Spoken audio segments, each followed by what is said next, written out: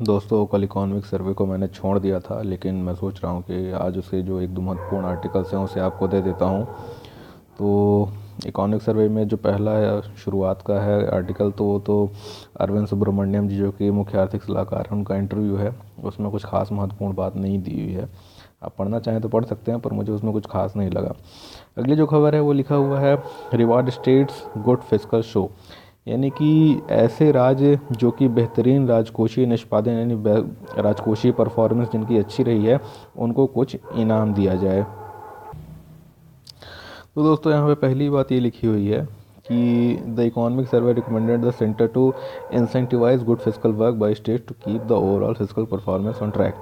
यानी कि जो आर्थिक सर्वेक्षण है उसने इस बात की संस्तुति की है कि जो केंद्र सरकार है उसे राज्यों को इस बात के लिए प्रोत्साहन देना चाहिए कि वो अपने फिस्कल वर्क यानी राजकोषीय कार्य को सही रखें। और इससे क्या होगा कि जो ओवरऑल फिस्कल परफॉर्मेंस है, यानी कि जो पूरे देश भर की सभी राज्यों को मिला करके जो राजकोषीय निष्पादन प्रक्रिया है, तो वो रास्ते पे आएगी, यानी कि संतुलित होगी। तो दोस्तों, इसका मतलब क्या है? इसका मतलब ये है कि बहुत सारे राज्य ऐसे हैं जिनका राजकोषीय घाटा ज़्यादा है, और कई बार वो अपनी जब नीतियाँ बनाते हैं, बजट बनाते हैं, तो इसका ध्यान नहीं देते हैं। यानी कि कई बार वो लोकप्रियतावादी नीतियाँ बनाने के चक्कर में कुछ ऐसे बजटीय आवंटन इत्यादि करते रहते हैं जिसकी वजह से उनका राजकोषीय घाटा बढ़ता रहता है। तो ये कहा जाता है कि इन सब चीज़ों में ना पड़कर अगर वो उचित तरीके से इन सभी कार्यों का निष्पादन करें, तो जो राजकोषीय निष्पादन है वो बेहतर हो जाएगा। इसके साथ ये कहा जा रहा है कि जो केंद्र की सरकार है, तो उसको ज़्यादा निर्भरता व ज़्यादा विश्वास भी दिखाना होगा राज्यों के प्रति। क्यों? क्योंकि जो राज्य हैं तो लगातार जो भी ऑब्लिगेशन है केंद्र के, अर्थात जो भी पैसा उन्हें केंद्र को देना है वो उसे लगातार देते रहते हैं। इसलिए केंद्र उन पे लगातार किसी भी प्रकार की बजटीय बाधाएं बहुत वक्त तक नहीं लगा सकता। हालांकि राजकोषीय प्रोत्साहन देने के लिए खुद केंद्र की सरकार को भी अपना जो फिस्कल मैनेजमेंट है, यानी कि अपना जो राजकोषीय प्रबंधन है, उसके लिए भी एक आदर्श रूप प्रस्तुत करना पड़ेगा। यानी कि जब केंद्र सरकार कुछ आदर्श प्रस्तुत करेगा तभी ना राज्य उसे देख करके उससे प्रभावित होंगे। तो दोस्तों, ये जो राजकोषीय प्रोत्साहन होता है तो होता क्या है? तो मैं आपको बता दूं कि राजकोषीय प्रोत्साहन वो होता है कि जो विशेष प्रकार के किसी राज्य को बजटीय अनुदान होते हैं जो केंद्र की सरकार देती है, या कि फिर केंद्र की सरकार जब कोई विशेष सहायता दे, या कि कई बार जब लोन की ज़रूरत होती है राज्यों को, तो जब केंद्र से आसानी से लोन दे देता है, ज़्यादा कुछ घिच पिच किए, ज़्यादा कुछ हड़ंगा लगाए, तब इस चीज़ को कहते हैं राजकोषीय प्रोत्साहन। तो आमतौर पे केंद्र की सरकार उन्हीं को देता है ये सब, जिनका कि आमतौर पे ये देखा जाता है कि अपनी पार्टी वाली सरकारों को देता है। लेकिन कई बार ऐसा होता है कि अच्छे मतलब वो सरकारें, वो राज्य जो कि बेहतरीन प्रदर्शन करते रहते हैं, तो उनको अक्सर केंद्र की तरफ से ये सारे लाभ मिलते रहते हैं। इसके अलावा इकोनॉमिक सर्वे में यानी आर्थिक सर्वेक्षण में इस बात को भी पॉइंट आउट किया गया, उस पर भी एक ध्यान दिया गया, दर्शाया गया कि पिछले कुछ वर्षों में जो राज्य हैं उनकी वित्तीय स्थिति सुधरी है, और उनका जो राजकोषीय घाटा है तो वो नियंत्रित होकर के 3% या कि उससे नीचे आ गया है। और दोस्तों, एक शब्द उपयोग किया गया है जीएसडीपी। तो दोस्तों, जीडीपी का ही एक छोटा मतलब अन्य रूप होता है। ये मतलब कि राज्यों के लिए होता है। तो जैसे जीडीपी ग्रॉस डोमेस्टिक प्रोडक्ट होता है, तो ये होता है ग्रॉस स्टेट डोमेस्टिक प्रोडक्ट। तो यानी कि जो राज्यों की जीडीपी होती है उसको जीएसडीपी बोलते हैं। तो दोस्तों, यहाँ पर आपको बता दूँ कि राज्यों के ऊपर कितना कर्ज है और उनकी जीडीपी कितनी है, उन दोनों का जो अनुपात होता है, तो उसे डेट टू जीएसडीपी रेशियो बोलते हैं। यानी कि कर्ज और जीएसडीपी का अनुपात। आपने ये भी सुना होगा कि कर्ज और जीडीपी का भी एक अनुपात होता है, तो उसको क्या बोलते हैं? उसको डेट जीडीपी रेशियो बोलते हैं। तो दोस्तों, किसी भी देश का जो कर्ज से जीडीपी का अनुपात है वो बहुत ज़्यादा नहीं होना चाहिए। और ये कई बार मतलब अंतर्राष्ट्रीय रूप से कहा जाता है कि 60% से ज़्यादा कभी भी कर्ज जीडीपी रेशियो नहीं जाना चाहिए, यानी कि जो डेट जीडीपी रेशियो है किसी भी देश का 60% से ऊपर नहीं जाना चाहिए। और ख़ासकर ऐसे देश जिनके पास संसाधन कम हैं, उन कर्ज़ों को चुका पाने के लिए उनका तो बिल्कुल नहीं जाना चाहिए। जैसे कि पाकिस्तान का 60 के ऊपर पहुंच चुका है, यानी कि वो इतना ज़्यादा कर्ज में डूब चुका है और ऊपर से उसके पास ऐसे कोई संसाधन भी नहीं है कि ऐसा लगे कि वो उनको अब दोबारा चुका पाएगा। इसी वजह से पाकिस्तान की मजबूरी होती है कि वो उन सभी देशों के दबाव में रहता है जिससे उन्होंने बहुत ज़्यादा कर्जा लिया है, खासकर किसके, अमेरिका के दबाव में।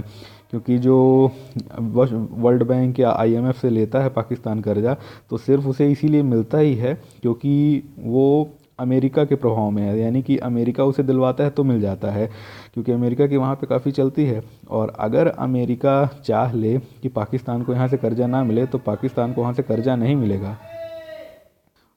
अब दोस्तों यहाँ पे एक शब्द आ रहा है, आप पढ़ रहे होंगे एफआरएल, ये यहाँ पर लिखा हुआ है, एफआरएल लिखा हुआ है, यानी कि फिस्कल रिस्पॉन्सिबिलिटी लेजिस्लेशन। तो दोस्तों एफआरएल वैसा ही होता है जैसे कि एफआरबीएम, जिसका कि मैंने आपको पहले बताया हुआ है काफ़ी ज़्यादा, कल भी बताया था एफआरबीएम क्या है। तो दोस्तों जो कि राज्य अपने राजकोषीय जिम्मेदारी को लेकर के कानून बनाते हैं उन्हीं को एफआरएल कहा जाता है। तो क्यों बनाते हैं, इसलिए बनाते हैं ताकि उनकी जो राजकोषीय व्यवस्थाएं हैं तो वो संतुलित रहें। तो अब क्या है कि यहाँ पर ये कहा जा रहा है, यानी इकॉनमिक सर्वे में ये कहा गया कि जो ये प्रोग्रेस हुई है, यानी कि उनका जो राजकोषीय स्थिति सुधरी है राज्यों की, तो इसलिए नहीं सुधरी है कि राज्यों ने कोई बहुत अच्छा एफआरएल बना लिया था और उसको अच्छे से उन्होंने लागू किया। ये स्थिति इसलिए सुधरी है क्योंकि केंद्र की सरकार ने लगातार इनको रेवेन्यू ट्रांसफ़र किया, यानी कि राजस्व का हस्तांतरण किया, और उसके अलावा एजम्पशन ऑफ डेट किया, तो वो भी आपको बताऊंगा। और तीसरा होता है introduction of centrally sponsored scheme, यानी कि केंद्र सरकार के द्वारा जो प्रायोजित योजनाएं थीं तो उनको यहाँ पे सही तरीके से लागू करने में मदद की। तो इस प्रकार से जो था इनका राजकोषीय स्थिति सुधरा। दोस्तों एक शब्द आया है एजम्पशन ऑफ स्टेट डेट। तो दोस्तों एजम्पशन ऑफ डेट का ये मतलब होता है कि जब कोई भी कर्जा ऐसा हो कि जैसे कि राज्य ने केंद्र से कर्जा लिया, ठीक, अब राज्य की सरकार को उसको केंद्र को चुकाना है, या कि राज्य ने कहीं और से कर्जा लिया, किसी बैंक से कर्जा लिया बाय द वे, अब उस बैंक का कर्जा उस राज्य की सरकार को चुकाना है। तो ऐसी स्थिति में अगर राज्य की सरकार कर्जा नहीं चुका पाती तो कोई एक तीसरा आदमी आकर के ये बोलता है कि चलो कि हम ये जो बैंक का कर्जा है हम राज्य की तरफ से चुका देते हैं। तो दोस्तों कई बार केंद्र की सरकार यही करती है कि एजम्पशन ऑफ डेट कर लेती है, जो स्टेट डेट होता है यानी कि राज्य का जो कर्जा होता है, तो केंद्र की सरकार अपने ऊपर लेकर के उसको फिर चुकाती रहती है बैंकों को, या कि अगर उन्होंने कहीं विदेश से लिया है, यूजुअली लेती नहीं है क्योंकि विदेश से जो कर्जा लिया जाता है तो उसके लिए पहले केंद्र की सरकार की अनुमति लेनी पड़ती है। अगर कोई राज्य की सरकार विदेश से कर्ज लेना चाहे तो केंद्र की सरकार की अनुमति चाहिए। तो आमतौर पर केंद्र से वो अनुमति नहीं मिलती है, केंद्र खुद ही कहता है कि अगर हमारे पास होगा पैसा तो हम आपको दे देंगे, आप बाहर से मत लीजिए। क्यों? क्योंकि अगर आप बाहर से कोई ऋण लेते हैं तो आपके ऊपर थोड़ी होता है।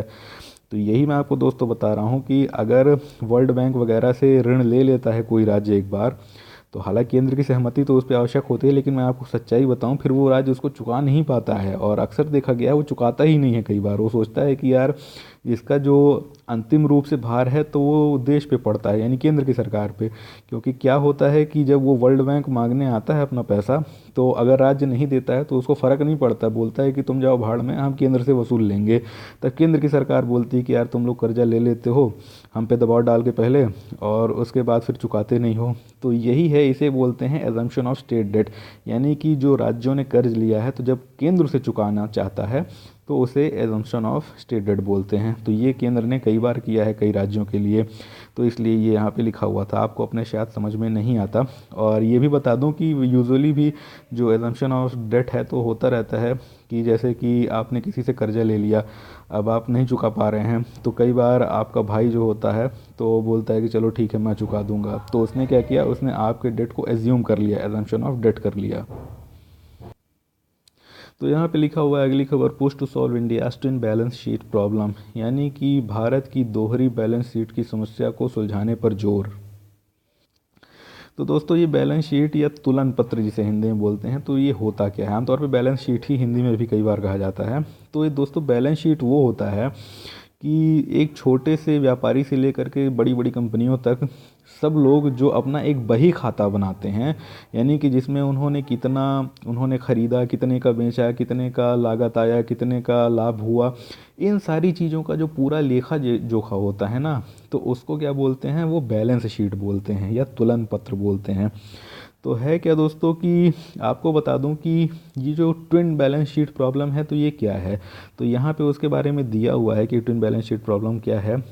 तो ये ट्विन बैलेंस शीट प्रॉब्लम है कि एक तो जो सरकारी उपक्रम हैं, आपको पता होगा कि जो सार्वजनिक उपक्रम हैं वो, और दूसरे हैं जो सार्वजनिक बैंक हैं, इनकी जो बैलेंस शीट हैं तो वो हमेशा ही गड़बड़ रहते हैं। गड़बड़ी किस लिए रहते हैं, मतलब ऐसे नहीं उनमें गड़बड़ी होती है, गड़बड़ इसलिए रहते हैं कि लगातार ये घाटे में रहते हैं। तो ऐसा क्यों है। तो पहली बात तो ये बता दूं कि जो देश के सार्वजनिक उपक्रम हैं तो बहुत दिनों से बहुत सारे उपक्रम घाटे में हैं, कई इसी वजह से बंद भी हो गए हैं, और कईयों का इसीलिए प्राइवेटाइजेशन भी काफ़ी हद तक कर दिया गया, उनके बहुत सारे परसेंट में शेयर बेच दिए गए हैं। क्यों, ताकि जो कुछ भी पैसा जुटाया जाए, पूंजी जुटाई जाए, तो उससे उनके सुधार की प्रक्रिया में तेज़ी लाई जा सके। तो दोस्तों मैंने आपको बताया ही था, 2-3 दिन पहले बताया था कि एक बैड बैंक नाम से अभी जो एक बैंकों की एक समिट हुई थी उसमें ये कह रहे थे कि एक बैड बैंक नाम से नया बैंक बनाया जाए, मतलब एक ऐसी कंपनी बनाई जाए जो कि एनपीए को हैंडल करेगी, यानी कि जो एनपीए हैं तो उनको संभालेगी कि उसको कैसे वसूला जाए या कि उस पर क्या नई नीति बनाई जाए।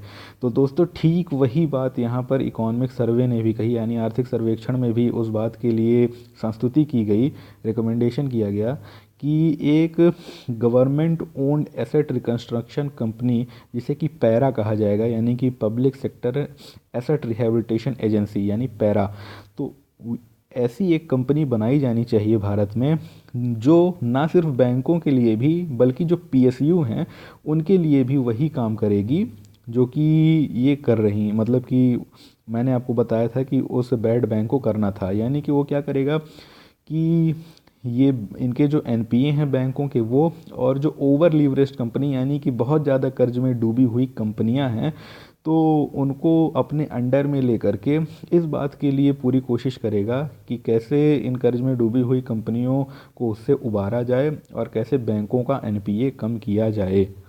और यहाँ पे दोस्तों मैं आपको बता दूँ कि एक चीज़ होती है जिसे बोलते हैं कि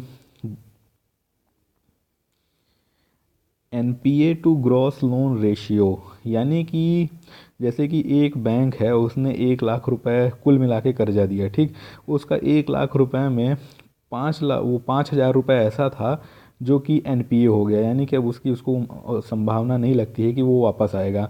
तो दोस्तों वो जो 5,000 रुपये है 1 लाख का, तो 5% है, तो उसे बोलते हैं 5,000 को कि 5% बना, उसे ही बोलते हैं एनपीए टू लोन रेशियो, यानी कि जितने का लोन दिया तो उसका कितना परसेंट एनपीए हो गया। तो ये कहा जा रहा है कि भारत में जो एनपीए का स्तर है तो वो 9.1% है, यानी कि अगर बैंक जो है कोई वो 100 करोड़ का लोन बांटता है तो 9 करोड़ 10 लाख रुपए तो उसका एनपीए में चला जाता है। तो आप सोचिए कि जितना आमतौर पे उसको ब्याज मिलनी चाहिए थी तो उतना तो उसका एनपीए जा रहा है। और इसी वजह से क्या है कि दोस्तों जब एनपीए लगता है बैंकों को तो बैंक क्या करते हैं, बैंक अपनी ब्याज की दरें बहुत ज़्यादा बढ़ा देते हैं ताकि वो लोग जो कि लोन को चुकाने वाले हैं, यानी कि जैसे कि 9.1% तो एनपीए हो गया, यानी कि फिर भी 91 मतलब कि 90.9% जो कर्जा है तो वो तो उस पर वापस आ रही है ना ब्याज। तो ये जो 90% कर्जा होता है तो इस पर ब्याज की दरें अक्सर वो बढ़ा के रखते हैं। क्यों, क्योंकि उनको पता है कि बाकी जो ये 9-10% है तो इस पर तो ब्याज आने वाली नहीं है, इसका तो मूलधन भी डूबने वाला है, तो इसकी रिकवरी कहीं ना कहीं से तो करेंगे ना, जो उनको घाटा लगता है तो उसकी रिकवरी करने के लिए वो उन लोगों की ब्याज दरें बढ़ा देते हैं जो कि सही तरीके से पैसा चुकाते हैं। तो ये कहा जाता है कई बार कि देश में अक्सर ब्याज की दरें इसलिए भी ज़्यादा होती हैं क्योंकि देश के बैंकों में एनपीए बहुत ज़्यादा है। तो ये कहा जा रहा है कि हमारे देश में जो एनपीए है तो लगभग लगभग जितने भी उभरते हुए देश हैं तो उनमें सबसे ज़्यादा है। और उसमें सिर्फ एक अपवाद है रूस, यानी कि रूस को अगर छोड़ दिया जाए तो रूस की तो स्थिति इस समय वैसे भी ख़राब चल रही है, यानी खाली उन्हीं बस का एक रूस बस का ही एक एनपीए है जो कि हमारे लेवल के आसपास है। बाकी जो है तो सोचिए कि कोरिया में, दक्षिण कोरिया में अभी तक का जो अधिकतम नापा गया है वो भी हमारे सामान्य से कम रहा है। तो आप सोच सकते हैं कि हमारी स्थिति एनपीए के क्षेत्र में कैसी है। और दोस्तों यहाँ पे एक तीसरा आर्टिकल लिखा हुआ है, लिखा है एम्बिवलेंस टुवर्ड्स प्राइवेट प्लेयर्स एग्जिस्ट। हालांकि ये बहुत ज़्यादा महत्वपूर्ण नहीं है, आपको पहले ही बता देता हूँ, लेकिन फिर भी थोड़ा सा आपको इसके बारे में जानकारी दे देता हूँ। तो ये है कि एम्बिवलेंस का मतलब होता है दुविधा, यानी कि निजी खिलाड़ियों के लिए भी अभी भी दुविधा बनी हुई है। तो इसका क्या मतलब है? इसका मतलब ये है कि इसमें इन्होंने एक एग्ज़ाम्पल, एक उदाहरण लेकर के वो सारी चीज़ें समझाई हैं कि बहुत सारे ऐसे सार्वजनिक क्षेत्र जहाँ पे अभी भी सरकार लगातार मतलब सरकारीकरण को बनाए हुई है, उसका निजीकरण बहुत धीमे धीमे कर रही है। तो वो क्षेत्र कौन कौन से हैं?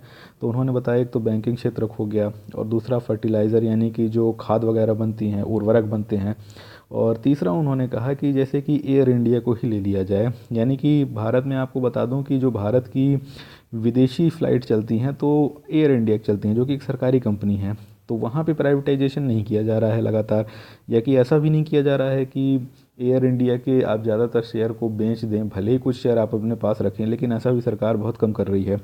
तो आपको बताऊं कि जो एयर इंडिया है तो 50,000 करोड़ का तो लोन लेके बैठा है। तो सोचिए कि विजय माल्या भी एक दिन ट्वीट किया था, मतलब 2-4 दिन पहले, वो ये बोल रहा था कि एयर इंडिया तो 50,000 करोड़ का लोन लेके बैठा है, तो उस पर तो कोई कार्यवाही नहीं हो रही है, और मैं 5-10-5 हज़ार करोड़ का ले लिया तो मेरे ऊपर इतनी बड़ी कार्रवाई, मेरे पीछे पड़ गई है वो। तो हालांकि वो तो बकवास कर रहा था, वो तो बता रहा था ऐसा कि देखो सरकारी उसमें वो होता है तो प्राइवेट वाला ले लेता है तो उसके पीछे पड़ जाते हैं। तो अब देखिए है क्या कि एयर इंडिया क्या है, ये तो सरकारी कंपनी है, और जो सार्वजनिक बैंक हैं तो भी सरकार के ही हैं, यानी कि ज़्यादातर हिस्सा उनमें सरकार का ही है। तो ऐसी स्थिति में बात ये है कि बहुत से लोग चाहते हैं कि एयर इंडिया वगैरह का निजीकरण कर दिया जाए ताकि इनकी स्थिति थोड़ा सा सुधर सके। क्यों? क्योंकि एक तो इससे ये लाभ होगा कि जो इसमें प्राइवेट प्लेयर्स यानी कि जो निजी खिलाड़ी आएंगे उनको तो इसके शेयर खरीदने के बाद लाभ होगा ही होगा। दूसरा, इसमें जो प्रशासनिक तौर पे गड़बड़ियां हैं एयर इंडिया में, या कि जो बैंकिंग क्षेत्र हैं, या कि जो उर्वरक की कंपनियां हैं जो कि सरकारी कंपनियां हैं ज़्यादातर, तो इनमें जो प्रशासनिक गड़बड़ियां हैं तो ये भी दूर होंगी, तो इससे दोहरे लाभ होंगे। तो कुल मिलाकर के यहाँ पे यही था कि एयर इंडिया वगैरह ने 46,570 करोड़ का यहाँ पे देखिए लोन लेकर के बैठे हुए हैं, और चुका तो पाएंगे नहीं। क्यों? क्योंकि कंपनी तो हर साल ही घाटे में रहती है। अब देखिए पिछले साल ही इसको 3900 करोड़ का घाटा लगा, 3936 करोड़ का। तो मतलब कि जब कंपनी कोई घाटे में जाती है तो वो चुकाएगी क्या? वो तो उल्टे उसको और ज़्यादा सरकार से पैसा और लेना पड़ेगा। तो होता क्या है दोस्तों कि सरकार लगातार क्या करती है कि जो कर्जा लेके बैठा है एयर इंडिया बैंकों से, तो उस कर्जे को पटाने के लिए सरकार एयर इंडिया को बेल आउट पैकेज देती रहती है। तो बेल आउट पैकेज क्या होता है दोस्तों, ये आप जान लीजिए। बेल आउट पैकेज एक ऐसा पैकेज होता है कि अगर आपने किसी से कर्जा ले लिया और आप उस कर्जे को नहीं पटा पाते, तो उस कर्जे को पटाने के लिए एक फिर से जो नया कर्जा आप लेते हैं तो उसको आमतौर पे कहते हैं बेल आउट पैकेज, ठीक। लेकिन अगर आपका कोई बहुत अच्छा मालिक है, तो अगर आपको बोल देता है कि चलो ठीक है, तुम्हारा कर्जा पटाने के लिए मैं ही बेल आउट दे देता हूँ, जैसे एयर इंडिया की मालिक सरकार है, तो बजट से कई बार बजटीय आवंटन में बेल आउट पैकेज दे देती है एयर इंडिया को। तो वो तो एयर इंडिया को अब नहीं चुकाना है, ठीक। लेकिन ग्रीस के मामले में ऐसा नहीं हुआ है। तो ग्रीस के मामले में आपको बता दूं कि यहाँ पे मैं आपको बेल आउट पैकेज समझाना चाहता हूँ, इसलिए मैंने ग्रीस का उदाहरण लिया कि ग्रीस ने जो बहुत सारा लोन लिया था यूरोपियन यूनियन से, तो वो उसको पटा नहीं पा रहा था।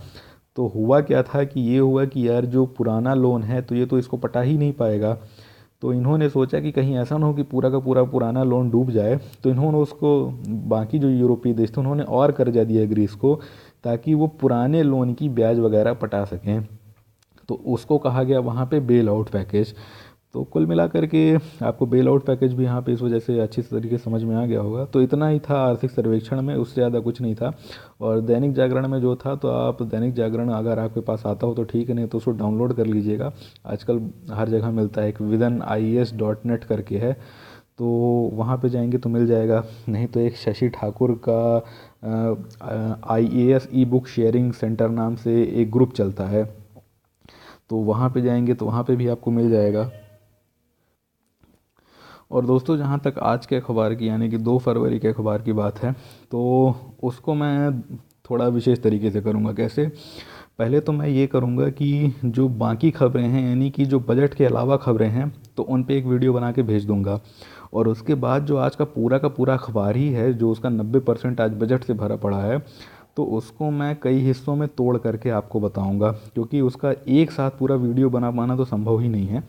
तो मैं उसको कई हिस्सों में तोड़ तोड़ के आपको अलग अलग हिस्सों में बताऊंगा, उससे आपको समझ में भी ज़्यादा बेहतर तरीके से आएगा। इकट्ठा उसमें कर देने से थोड़ा सा गोच पोच भी हो सकती है।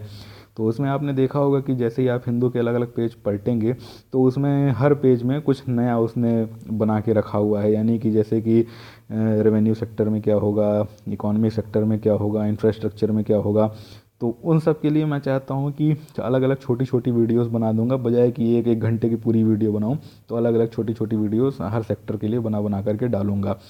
तो पहले तो मैं वही डाल दूंगा जिसमें कि नॉन बजटी खबरें हैं, यानी बजट के अलावा जो खबरें होती हैं तो पहले वो डाल दी जाएंगी। तो चलिए दोस्तों, ये सब आज काफ़ी लंबा टाइम लगेगा क्योंकि बहुत बड़ा है बजट का, मुझे भी पूरा पढ़ना पड़ेगा पहले। तो वो लंबे वक्त में आ जाएगा, मतलब कि रात तक और कल सुबह तक भी हो सकता है वो प्रक्रिया चलती रहे।